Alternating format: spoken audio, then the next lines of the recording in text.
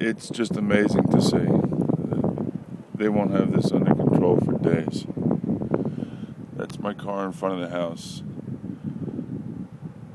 In front of my house here, it has to be 6-foot drifts.